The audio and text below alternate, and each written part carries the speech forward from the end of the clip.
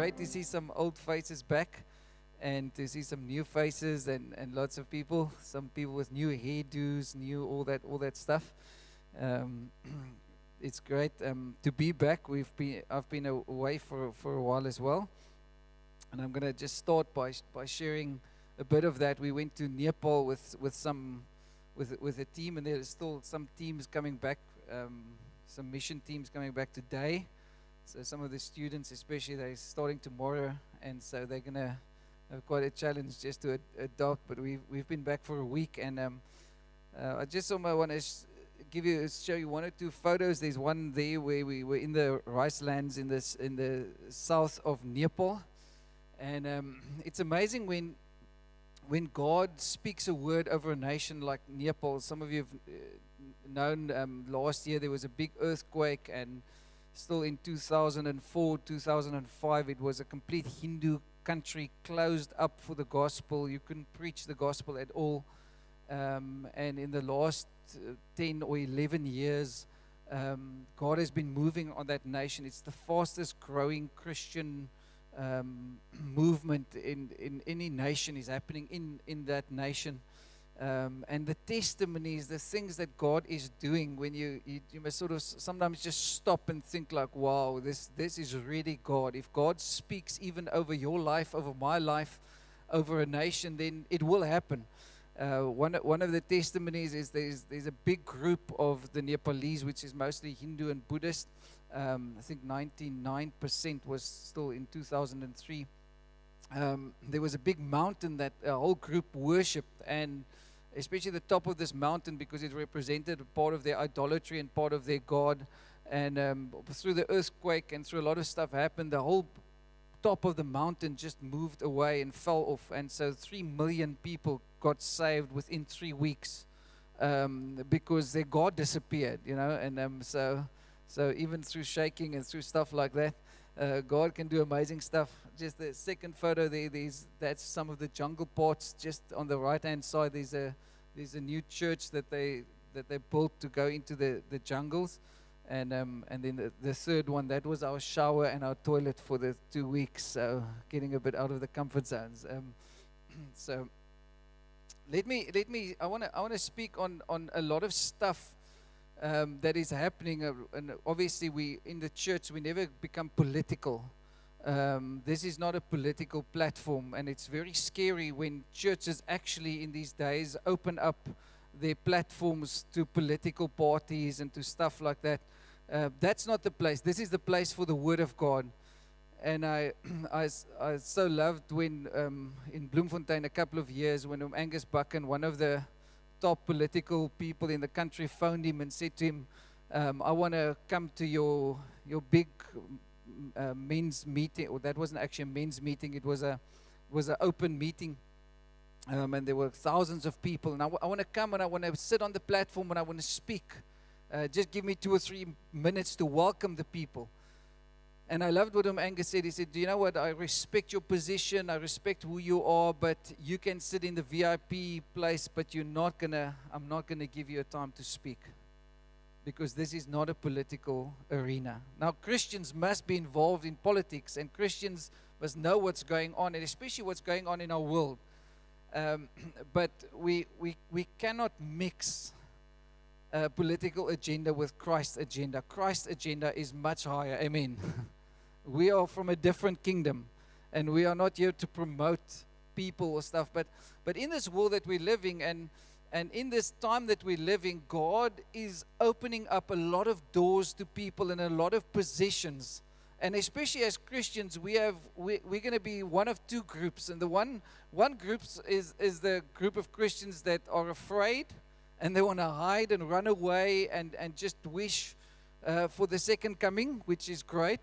But the second group are a group of Christians that's going to be bold and going to say to God, even in the midst of everything that's happening, there's always an opportunity for your kingdom to come. In every place. And I remember us driving down there. Now we flew from here to Kenya, to India, to Nepal, and then we drove through the night. I think it was about 10 or 12 hours. And we've got a couple of days of not sleeping, you get a bit grumpy and get a bit miserable. And so we arrived there in the southern parts, in Janakpur, a place in Nepal. And so we were sitting there, and it was extremely hot. It was like, I think it was probably about 42 degrees. I don't know, between 38 and 42 degrees. And now you're sitting there and you are sweating. It's like streams of living waters are gushing out from every part of your being, you know. And it's not spiritual waters, it's natural, physical waters, you know. So we were all sitting the outside of this house, and we were thinking, and the first thing is your flesh just says to you, what on earth am I doing here? And, you know, what difference can I make, you know, in this extreme heat, in this place? And then you get these flashbacks of swimming pools and all of the other stuff, you know, you get these visions and all that stuff. And so the next morning in this heat, the Pastor Amar, he says, we're gonna walk a little bit, and then we're gonna preach the gospel. We're gonna go from house to house and all that stuff. And we said, okay, great. Now, when the Nepalese tells you they're gonna walk for a while, I still asked him, can we wear takkies or just like sandals, slops, you know, gooi mekaar vol sand, you know, daai sloppies, and he said, no, it's all right. You don't need to wear takkies, you know. And 20 kilometers later, you realize you should have worn your takkies, but unfortunately we did put on our takkies. But it's amazing how God sometimes sets you up for opportunities where there's nothing left in your life, and then you have to make very, very clear choices as to who do you trust on and what is your security, who do you rely on. Yeah, and so I'm going to speak a little bit on this thing called the ability not to fear. So here in Isaiah 41 verse 10, it's amazing when in the situation of darkness, in the situation when Israel is in great turmoil and great challenges, listen to what God says. He says, fear not, for I am with you. If you go through Scripture and you find this, you'll see it so many times. You know, even right at the Great Commission, God says, lo, I will be with you even till the end of the age. Jesus said, there'll be great persecution in your life. There'll be great stuff happening and all that stuff. But don't be afraid. You know, it's amazing. It says, be not dismayed, for I am your God. I will strengthen you. Yes, I will help you. I will uphold you with my righteous right hand. God would so many times when his people were in a challenging time, when stuff were happening, and we can see it in the world. We can see what's happening in France and in England and in Europe and America. People are really tense about all the attacks and all that stuff, you know. And unfortunately, and I really want to encourage you, don't listen to the liberal media, because they won't even use the word Muslim terrorism, you know, Muslim radical fanaticism, but because it's going to happen a lot if you understand the bit of history of the Middle East. And I really want to encourage you to go and find out what is happening in the Middle East. Why is there such turmoil? Then you must just go back to the First World War and what happened after that with the Ottoman Empire that fell, and how France and England and were divided, that big empire, which was mostly a Muslim empire, and there's the Sunnis and the Shiites, and they just divided them up into lines. And that's why the hatred towards France is happening at the moment, because France was part of that just divided stuff. But that's been part of the history of the West coming in and changing a lot of stuff. And now there's this massive thing of fear in the Middle East, in our world. There's a lot of underlying fear, even in our own nation.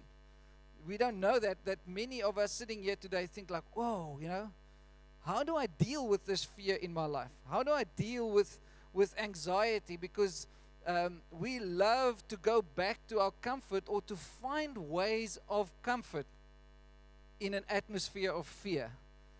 But God actually will many times use that opportunity and challenge us. And that's why he says, fear not, because I'm going to create you a great comfort zone. That's not what he says. He says, fear not, because I am with you. So there's a couple of things we need to recognize, that if you want to deal with fear in your life, then the first thing that is very important, don't look for a changed circumstance. Look for the presence of God. Because that is the only place where you'll find joy and peace and the fulfillment and that place of security. So there's a massive challenge in our hearts, and that's why it says, "Fear not, for I am with you. I'm going to strengthen you." Even when all hell breaks loose against you, it doesn't matter what happens, it doesn't matter what changes in your circumstances. Don't look to those things, because why? We walk by faith and not by sight. Can somebody say amen? So if we don't value the presence of God, then we're going to be in trouble, because then we're always going to try to find the presence of God through our circumstances, or through greater breakthroughs, or through a greater prosperity gospel, or whatever may, because we think like, wow, God is in the breakthrough. God is not in the breakthrough. God is in His presence. He wants to be present with you. He wants to be present with me. So it doesn't matter where you are, and that's why it's so great, and was so great for me again to go up to this place where there's no nice food, there's no nice, the curry, my stomach does not adapt to curry and to all that stuff so well, it just, when I see curry, I just want to run, I only eat rice in India and Nepal. If you invite me for food, for me or Louis, for us as a family, please don't give us rice. I mean, just it tastes like nothing. It just fills the plate, and especially not broccoli. Okay, so anybody with me in that group, especially with the broccoli? Because the broccoli grows on your plate. That's why you always eat it first. You have to kill the broccoli. Those trees that grow on your food. Okay. But listen to this. God had a big call on Paul, on Isaiah, on a lot of people, but He always had to challenge them on this one thing. Whether it was Joshua going into the promised land, we always think like God calls you in a time when everything is nice in your life and circumstances are great. No, but when God calls you, it's mostly the time when you want to run away. When God speaks His word into your life, it's mostly the time when you just want to say, no, God, this is not the time. Don't speak to me about that thing. I first want you to fix this thing. And then God speaks to us about big things, In Acts chapter 18, verse 9 to 10, He says, "Now the Lord spoke to Paul in the night by a vision. Do not be afraid, but speak, and do not keep silent. For I am with you, and no one will attack you to hurt you, for I have many people in the city." It's about a spiritual witness. It says there are so many people praying. There's so many people, and that's why I get a lot of hope for our nation. Because there are many Christians that are praying. There are many Christians that put their trust in God. And that's why we cannot speak death. It's time to say, God, if you want us to speak, we'll speak. If you want us to say, we'll say. Give us a boldness to do that. And that's why God actually has to come to Paul, because Paul was this, I always thought he was this big giant and just like very confident and very bold. But God comes to him in a vision and says to him, Paul, don't be afraid. Just whatever you do, don't be afraid. Because what is the result of fear? Fear cripples you. Fear makes you look at your circumstances. Fear makes you want to run to a comfort or to a place where you are in control. That's what fear does. Just think of the disciples on the boat, and the storm is coming, and then, they are freaking out, and they say, Jesus, why can you sleep while this massive storm is raging around us? And Jesus says, why do you have so little faith? Why didn't you trust that I was in the boat with you? Now we're just human, so we all are going to struggle with fear. But fear makes you walk in a certain way and makes you see certain things. It makes you look at this life in a certain way. But if you come to God, then God says, hey, I want you to come out, Abraham. I want you to come out of the Ur of the Chaldeans. I want you to come out of that place of idolatry. I want you to come out of the place of comfort. Now, we're creatures of comfort. We're creatures of playing ostrich sometimes, because sometimes we just don't want to face our fears. And it's important that you face your fears. It's important that you stand there and say, oh, Gona, Machantas, this is big. This is huge. But in that moment, you always make a decision. Now, maybe you're a parent and you're going through some times with your children. You think like, what if my children doesn't follow God? What if my children gets into drugs? What if my children sleep around? What if? Yeah, we all have these thoughts. We all have these things in our lives that we go through and the challenges. But then every moment, there's a moment where you get a clarity, where the Holy Spirit gives you a clarity and says, okay, are you going to speak my life? Are you going to walk into that place of fullness, or are you going to run away? Or are you going to try and do it in your own strength? And so fear, the atmosphere of fear is a lot. There's always a lot of control involved. If there's an atmosphere in a nation or in a organization or in a business, I worked for a business like that. It was crazy. My boss, when I was working as a financial manager, he used to do things in a certain way, and he was a perfectionist. So what he would do at the end of the year, when he would give bonuses, this is how he would work. But there was a great fear and control atmosphere, So what he would do is he would say, okay, you could call you in, the CEO of the company, and then he said, okay, you have 10% bonus this year, but because this and this area in your life that you still need to improve on, I'm going to deduct 2% and another 1% and another 1%. So you finish with 6%. And next year, if you do it better, then do you know what's going to happen? I know it's going to increase. But this year, you get 6%. So then you walk out there and you think like, whoa, okay, great.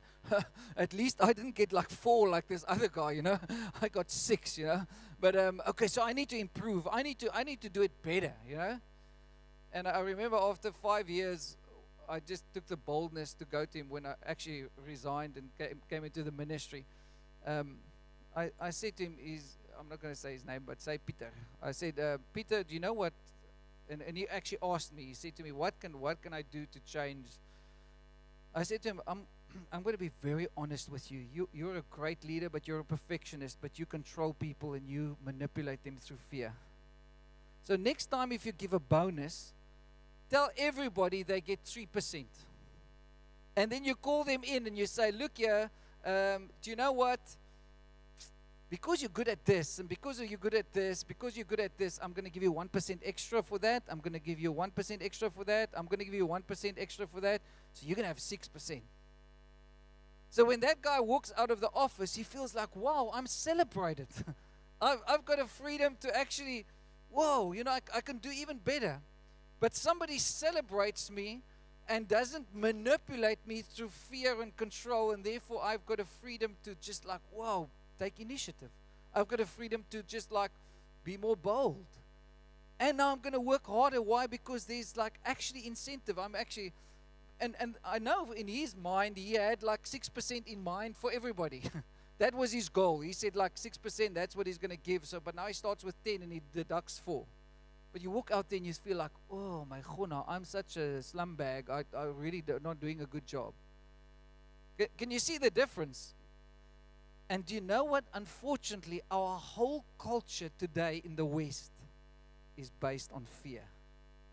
We make our kids grow up in fear. Oh, if you just do that better, if you get all A's, then you know what? I'm going to give you that. And now what we do is we bring exactly that same culture into church with God. And then every time you come into the presence of God, then you know what happens?